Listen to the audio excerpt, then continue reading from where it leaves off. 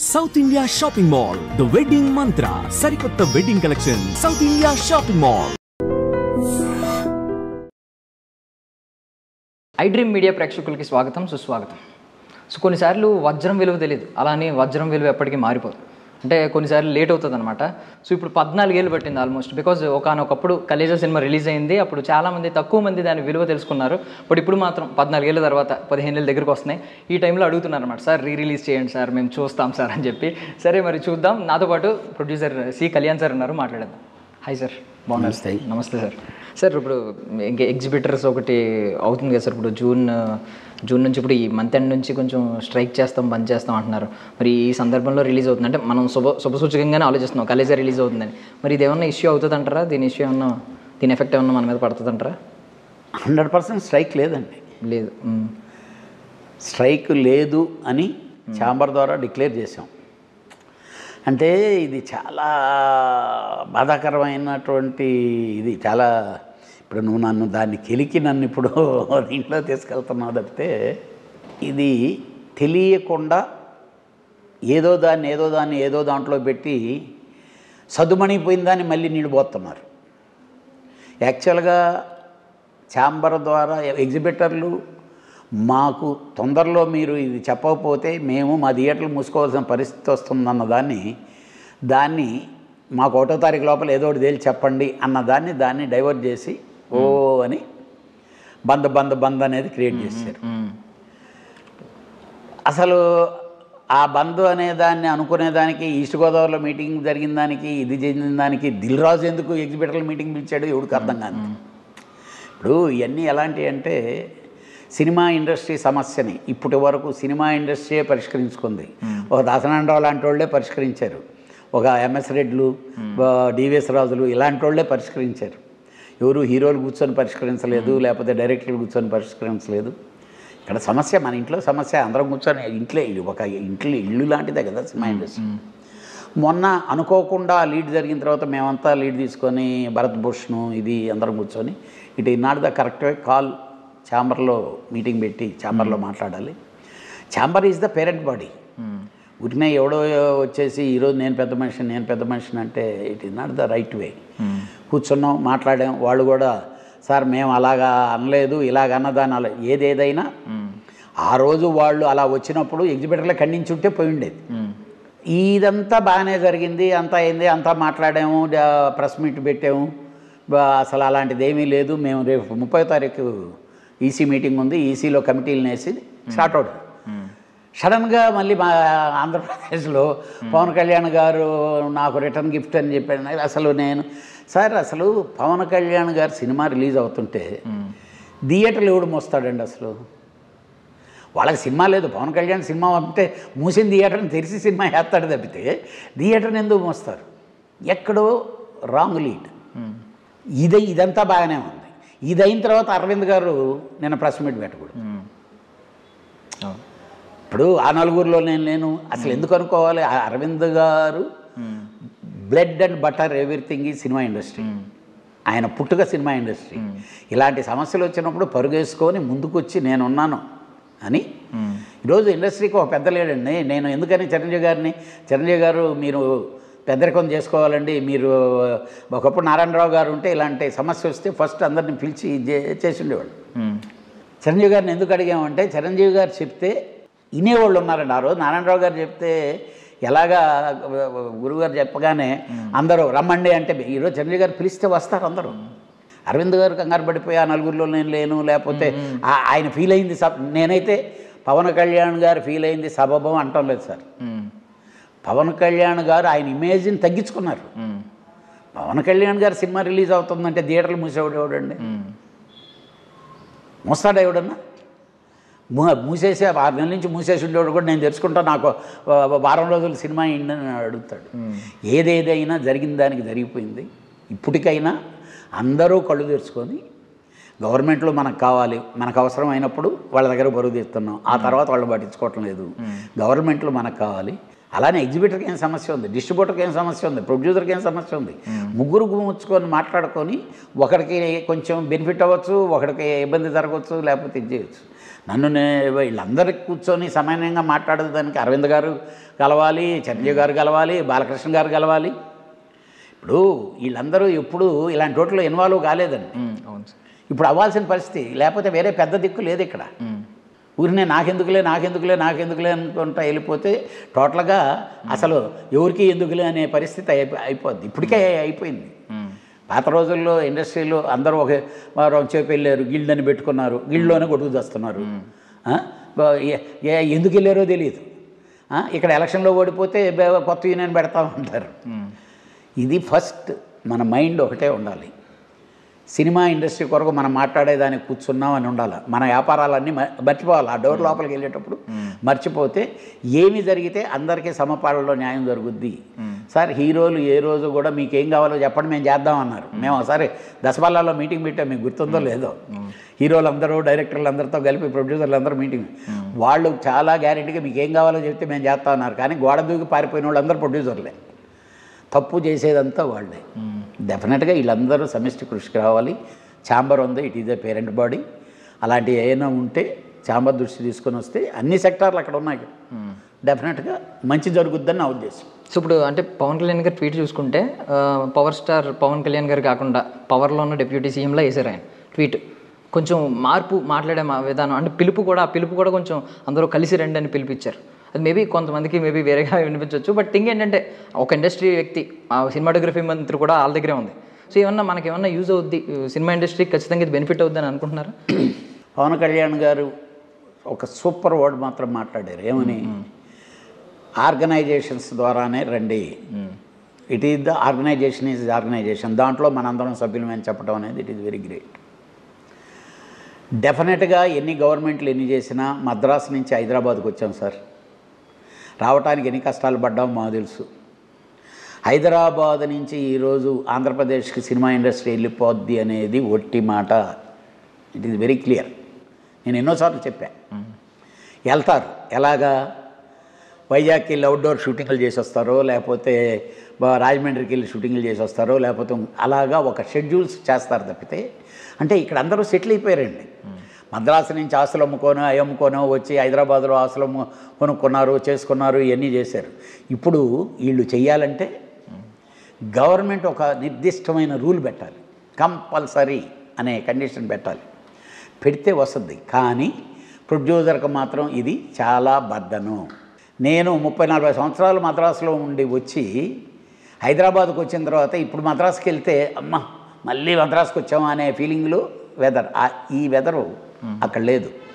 ఈరోజు అమరావతిలో కానీ లేకపోతే విజయవాడలో కానీ సరౌండింగ్లో షూటింగ్ చేస్తే మీ మొహానికి మేకప్ 10 సార్లు వేయాలి అక్కడ. అంటే స్వెట్, ఇది ప్యాన్ కేక్ ఇదైపోవటం, ఇది వీటన్నిటిలో ఉండేటటువంటి problem. This is technical problems. కాకపోతే ఇప్పుడంతా ఈ వచ్చినాయి. నా తెలిసినంతవరకు ఇంత పని కూడా ఉండదు. ఎందుకంటే ఒక బిల్డింగ్లోనే సినిమా తీసేస్తారు అందరు హీరోలతో. నా తెలిసి ఇప్పుడు మా ప్రశాంత్ వర్మ ఇప్పుడు నా బిల్డింగ్ తీసుకొని చేస్తుండే దాంట్లో చూస్తే బయటికి వెళ్ళాల్సిన పనే లేదు. ఎంటైర్ సినిమా అక్కడ తయారై మాత్రం బయటకు వస్తుంది. అంటే అలాంటి పరిస్థితులు ఉండేటప్పుడు అక్కడికి రావాలా ఇక్కడికి రావాలా ఇవి. కాకపోతే ఒకటి మాత్రం చాలా బాధ ఉందండి. పాత రోజుల్లో కమింగ్ గ్రోత్ అంతా ఎవరు ఉండేవాళ్ళు అంటే పాత రోజుల్లో ఆంధ్ర నుంచి వచ్చిన వాళ్ళు, విజయవాడ బేస్డ్ వాళ్ళు ఎక్కువ వాళ్ళు అలా ఉండేవాళ్ళు.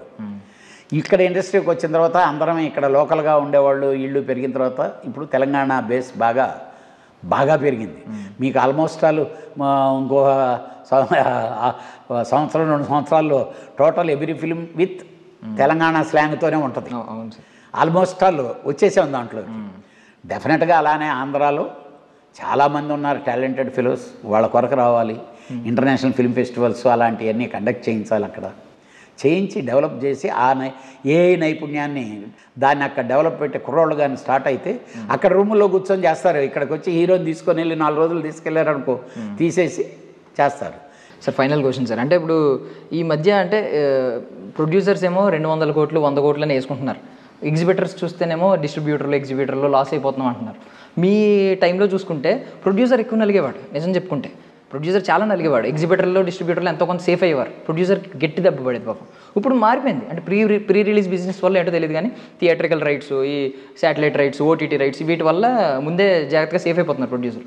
సో బట్ ఎందుకు జరుగుతుంది అంటారు వెనకాల? అసలు ఎగ్జిబిటర్కి ఎందుకు ఇంత నష్టం జరుగుతుంది, డిస్ట్రిబ్యూటర్కి ఎందుకు నష్టం జరుగుతుంది, ప్రొడ్యూసర్ ఎలా సేవ్ అవుతున్నాడు? మిమ్మల్ని ఒక ఎదురుకొచ్చి అడుగుతున్నాను, చెప్పండి సార్.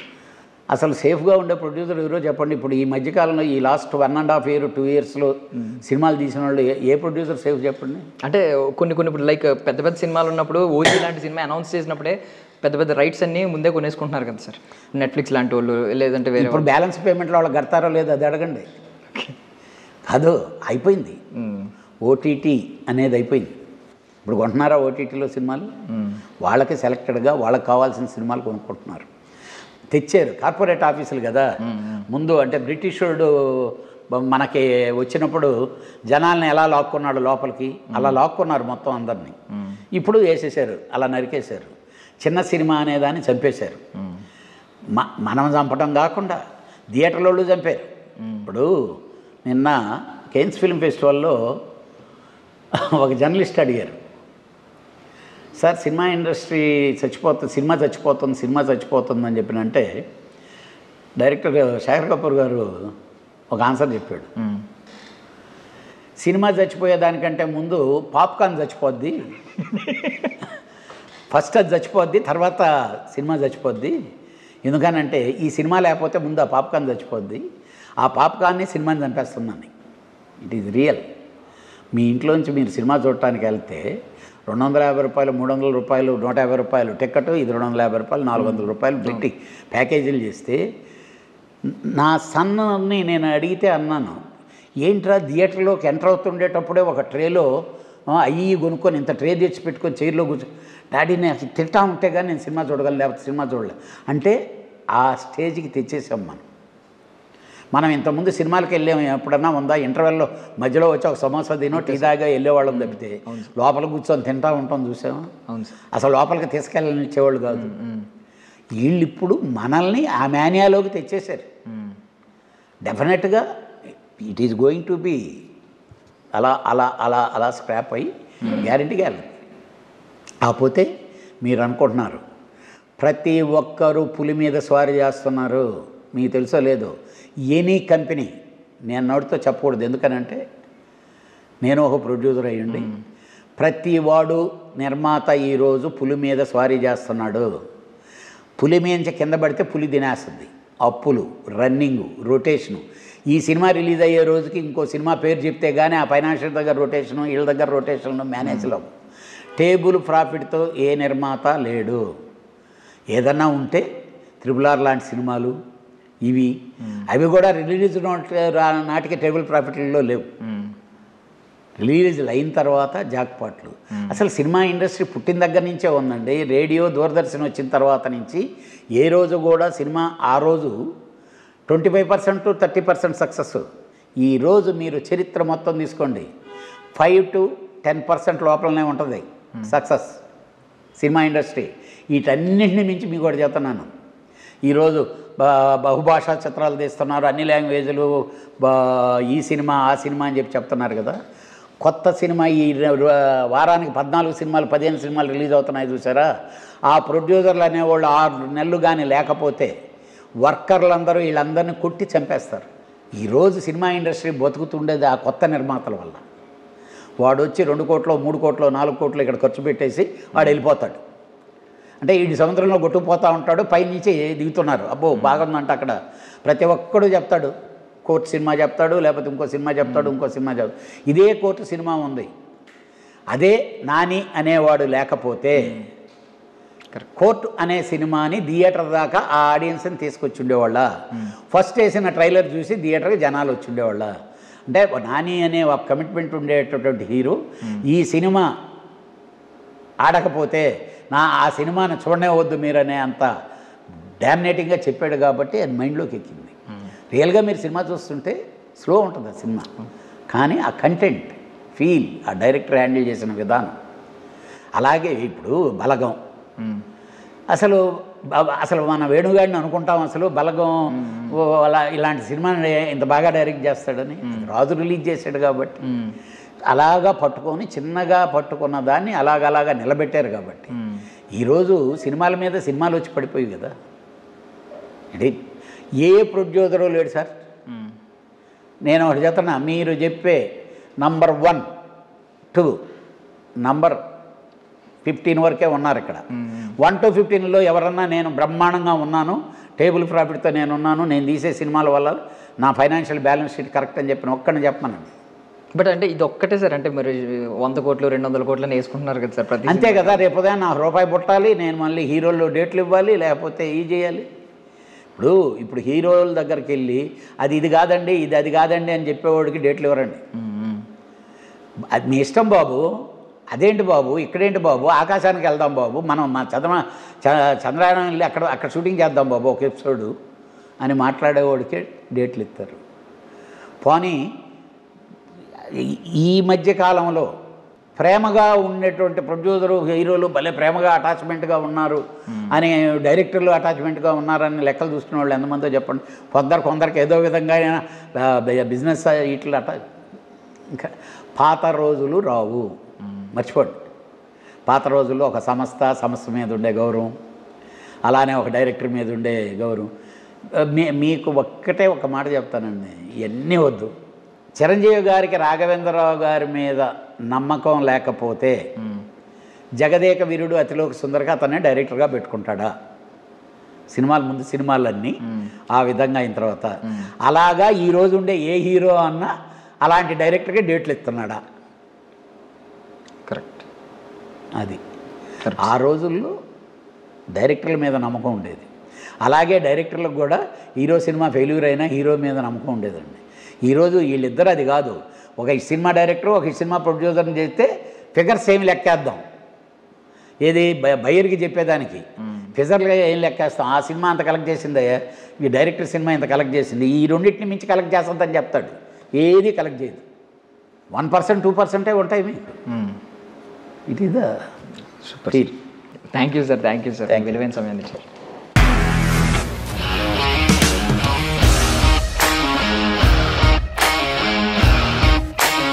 ఇండస్ట్రీలో కమిట్మెంట్ ఇష్యూస్ వస్తే నీకు కూడా వచ్చినట్టు మార్నింగ్ తీసుకెళ్ళాలంటే కొట్టి పడేస్తారు.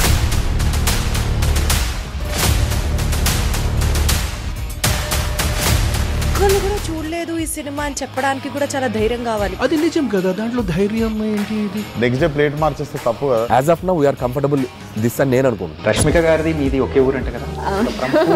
నీకు కోపం వచ్చిందంటే బాగా తిట్టేత్తరా? తిట్టేద్దామండి. నిజంగా గేమ్ ని ఎలా చేంజ్ చేయగలిగారు? ఏపీఎస్ఎఫ్సి వాళ్ళకి 6 నెలల్లో నేను 6 లక్షలు కట్టా. బిజినెస్ చేయాలనుకుంటే it is as difficult as riding a tiger.